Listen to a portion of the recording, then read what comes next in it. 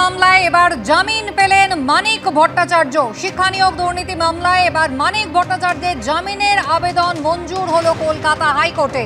ইডির দায়ের করা মামলার প্রেক্ষিতেই জামিনের আবেদন জানিয়েছিলেন মানিক ভট্টাচার্য। তার জামিনের আবেদন মঞ্জুর করলেন কলকাতা হাইকোর্টের বিচারপতি শুভ্রা ঘোষ।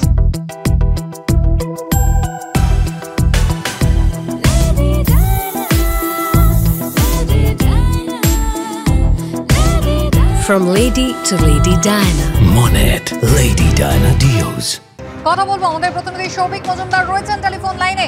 সৌভিক, দেখো, নিয়োগ দুর্নীতি মামলায় এই মানিক ভট্টাচার্যের জামিন সেটা কিন্তু একটা উল্লেখযোগ্য জামিন। তার কারণ হলো নিয়োগ দুর্নীতির ক্ষেত্রে যাদের বিরুদ্ধে প্রথম সারির অভিযোগগুলো উঠেছিল, অর্থাৎ যারা এই নিয়োগ দুর্নীতিতে সব থেকে বেশি যুক্ত ছিলেন বলে অভিযোগ উঠেছিল, তাদের মধ্যে কিন্তু একেবারে প্রথমের দিকে ছিলেন মানিক ভট্টাচার্য।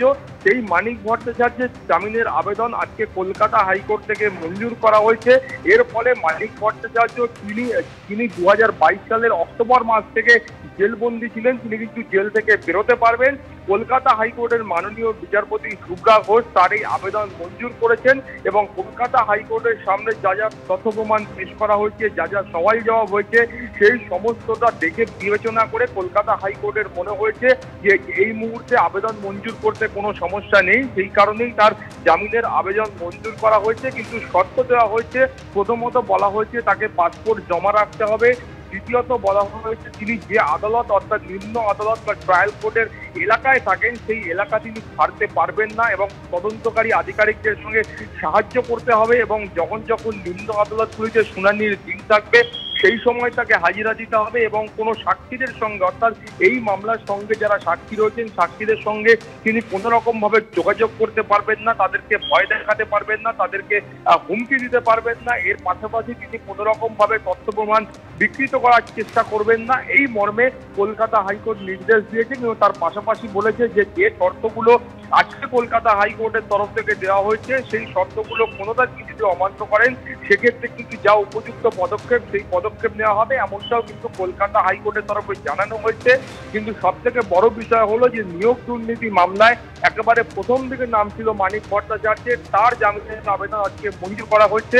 তুমি জানো যে প্রথম যখন এই নিয়োগ দুর্নীতি মামলার ইনভেস্টিগেশন শুরু হয় সেই সময় কিন্তু মানিক ভট্টাচার্য সুপ্রিম কোর্টে যান এবং সুপ্রিম কোর্ট থেকে সিবিআই তার বিরুদ্ধে কড়া কোনো পদক্ষেপ গ্রহণ করতে পারবেন না সেই মর্মে তিনি কিন্তু সুপ্রিম কোর্ট থেকে রক্ষা কবচ নিয়ে আসেন এবং তারপরে দেখা যায় যে দীর্ঘ জিজ্ঞাসাবাদের পরে তাকে এনফোর্সমেন্ট ডাইরেক্টরেটের যারা আধিকারিক রয়েছেন তারা 2022 সালের অক্টোবর মাসের দ্বিতীয় সপ্তাহে তাকে গ্রেপ্তার করেন। ফলত সেই সময়ের পর থেকে তার বিরুদ্ধে মূলত যে মামলাগুলি বিচারাধীন ছিল সেখানে কিন্তু একটি মামলা যে ইডির দায়ের করা মামলা এবং তার প্রেক্ষিতেই তিনি কলকাতা হাইকোর্টে এই আবেদন জানিয়েছিলেন। এখন তুমি জানো যখন কলকাতা হাইকোর্টে মামলাগুলি চলছিল সেই সময় তৎকালীন অনেক বিচারপতি তারা প্রশ্ন করেছিলেন যে ইডির মামলার ক্ষেত্রে মানিক ভট্টাচার্যকে গ্রেফতার করা হয়েছে কিন্তু কেন সিবিআই এর হাত থেকে তিনি যে রক্ষা কবচ পেয়েছেন সেটাকে সিবিআই চ্যালেঞ্জ করছে না, সেই প্রশ্নও কিন্তু উঠেছিল। ফলে সব মিলিয়ে মানিক ভট্টাচার্যের বিরুদ্ধে দুর্নীতির অভিযোগ কিন্তু একাধিক ছিল। প্রথমত যার অভিযোগ ঘটেছিল যে তিনি কার্যত যারা শূন্য পেয়েছেন সেই সমস্ত ব্যক্তিদের নিয়োগপত্র হাতে দেওয়ার বন্দোবস্ত করেছেন। এর পাশাপাশি অভিযোগ উঠেছিল তিনি তথ্য বিকৃত করার চেষ্টা করেছেন, তিনি ওএমআর শিটকে পুড়িয়ে দেওয়ার চেষ্টা করেছেন, ওএমআর শিটগুলিকে পুড়িয়ে দিয়েছেন, নষ্ট করেছেন।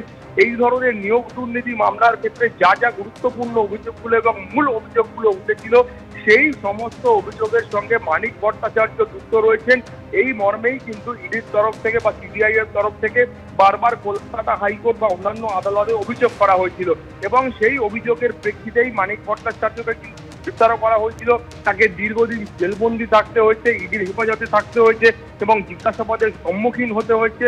ফলে সব মিলিয়ে প্রায় 2 বছর পরে মানিক ভট্টাচার্য তিনি কিন্তু কলকাতা হাইকোর্ট থেকে জামিন পেলেন এবং কলকাতা হাইকোর্ট থেকে যা যা শর্ত দেওয়া হয়েছে সেই শর্তের ভিত্তিতেই তার এই আবেদন আজকে কলকাতা হাইকোর্ট মঞ্জুর করেছে।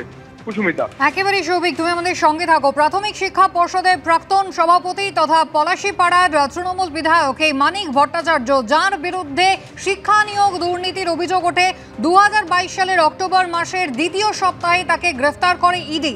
একাধিক দুর্নীতির অভিযোগ ছিল তার বিরুদ্ধে। ওএমআর শিট পুড়িয়ে দেওয়ার অভিযোগ যেমন ছিল, তেমনি যারা শূন্য পেয়েছেন তাদেরকে নিয়োগপত্র দেওয়া হয়েছে। মানিক ভট্টাচার্য এই সমস্ত দুর্নীতি চক্রের মাথায় ছিলেন, এমনটাই কিন্তু অভিযোগ কেন্দ্রীয় তদন্তকারী সংস্থার পক্ষ থেকে আনা হয়েছিল। এমনকি টেন্ডার না ডেকে এস বসুরায় অ্যান্ড কোম্পানিকে তিনি বরাত দিয়েছিলেন 2014 সালে টেটের, এমন অভিযোগও ছিল এই প্রাক্তন পর্ষদ সভাপতির বিরুদ্ধে। তিনি অবশেষে জামিন পেলেন। কলকাতা হাইকোর্ট তার জামিনের আবেদন মঞ্জুর করল।